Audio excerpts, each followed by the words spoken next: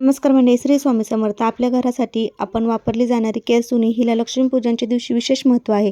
लक्ष्मीपूजन करताना आपल्याला एक कापड घ्यायचं आहे. लाल किंवा पिवळ्या रंगाचे नवीन आणि सुती कपडे घ्यायचं आहे आणि या कपड्यामध्ये आपल्याला एक छोटीशी पिशवी किंवा पोटली बनवायची आहे. जरी आपण काही बनवलं नाही तरी चालेल. या कपड्यामध्ये आपल्याला काही वस्तू ठेवायच्या आहेत. 1 रुपयाचं नाणं, 1 कापूर, 2 फूल लवंग असेल तर त्या ठेवायच्या आहेत, 2 विलायची आहे त्या ठेवायच्या, 4 काळी मिरी, या सर्व वस्तू आपल्याला त्या कपड्यामध्ये म्हणजेच या पोटलीमध्ये बांधायची आहे. आणि ही पोटली आपल्याला केरसुणी खाली ठेवायची आहे. रात्रभर केरसुणी खाली ही पोटली तशीच ठेवायची आहे.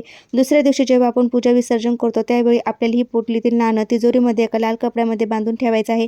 कापूर घरामध्ये जाळायचा आहे. त्यासोबत आपल्याला एक लवंग आणि एक विलायची आहे ती देखील जाळायची आहे किंवा विलायची आपण स्वयंपाकघरामध्ये वापरले तरी चालेल. आणि जी काळी मिरी आहे तर ते आपल्या घराच्या 4 दिशेला 4 फेकायचे आहे. असा हा उपाय तुम्ही लक्ष्मीपूजनच्या दिवशी नक्की करून बघा.